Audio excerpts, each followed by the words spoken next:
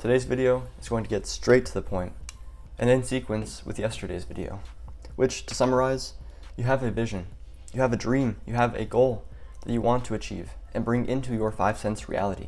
So, you understand what it is that you want, and you have brought persistence to your immediate action, and in doing so, you have molded a lifestyle around your ability to holistically optimize your output, so that you are overcoming any fear, doubt, or indecision, and ideally avoiding burnout in whatever way may arise. Now, throughout this process, you are reflecting and giving thanks for how far you have come, but over time, you begin to recognize how far you have yet to go, and that is ultimately where you are today. You're closer than you've ever been before, and yet, as you get closer and closer, you may begin to recognize how much work, effort, and energy lies ahead, thus dampening your faith. So today's video is all about those that are on the journey and yet find themselves struggling to remain faithful to the unseen reality in one way or another. This conversation will lead to the topic of inspiration and motivation, which, as my brother claims, inspiration can motivate you. Now, can I get a... Alright, so let's take it one step at a time. First, you're struggling to remain faithful. Now, there's 4 pitfalls to this. Number 1, you're not truly feeling like the journey is one with the destination. The goal is to be accepting of whatever comes your way. Accepting that learning and growing is unavoidable throughout this process. Faith becomes disrupted when you're choosing to no longer live from the feeling that would arise upon having your state desired in this five-sense reality. If you remain in the feeling of your wish fulfilled as you're taking in all that arises, then you're learning and growing while appreciating the amount that you're learning and growing.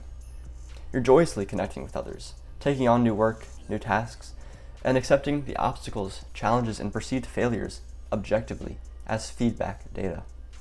In your mind's eye, truly put yourself in the reality of already having your goal. Bring those feelings to the surface and condense those feelings into a single feeling of, isn't it wonderful? Say it to yourself, hear yourself say it to yourself, write it down, anything that you must do to bring the feelings of, isn't it wonderful, to the surface on demand. And do this frequently as possible, so that you're maintaining this feeling all throughout the day. That way, when unavoidable challenges, difficulties, or obstacles come your way, you're taking them in while remaining unwavering in your faith to the unseen reality. Next, the problem is that you're attached to an expectation of an outcome. Now, this is up there for my most commonly used quotes, but it remains true. Now think about it. You have a goal, but if you don't have your goal achieved, are you depressed? Are you defeated or disgusted with yourself or this world? If so, then that's not right, and that shouldn't feel right.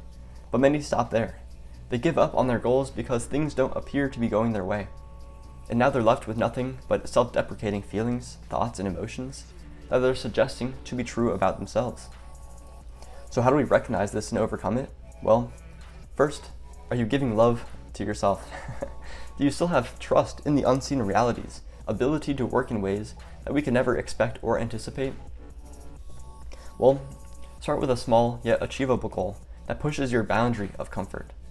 Start with the ladder technique to manifest a ladder into your life, anything that can raise your level of faith in the unseen reality.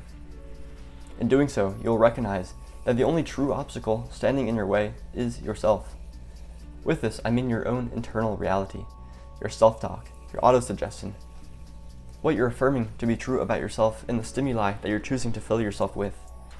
And the way to improve these all is taking time for yourself through any stress-relieving activity that helps you recalibrate your trajectory forward, realign your purpose, and recharge your focus. Only you can say how this is best done for yourself, and all I'm challenging you to do is find what it is. What people must you surround yourself with? What environments must you go into? What circumstances or information do you fill yourself with to bring about feelings of peace and of joy? My recommendation, as usual, is to avoid technology. Go out into nature, connect with all that surrounds you, and come out of it a better being. By doing so, you will find yourself uncovering the true purpose of what it is that you seek. And that leads us into inspiration and motivation. The goal in my eyes is to have reliable energy in the form of inspiration to guide you throughout the journey. Then, having intrinsic motivation used to amp up your baseline in completing the inevitable tasks that are needed but unliked. Now, inspiration can be different for everyone. Think inspiring people, circumstances, information, or environments. For me, and what I am submitting to you, is to use your imagined state as your on-demand source of inspiration. Having a single imagined state that can do the recalibrating, the realigning, and the recharging for you. Having this deeper purpose to your goal only aids in the short-term fleeting motivation that can be utilized in the darkest of days. That is all. Thank you, thank you, thank you.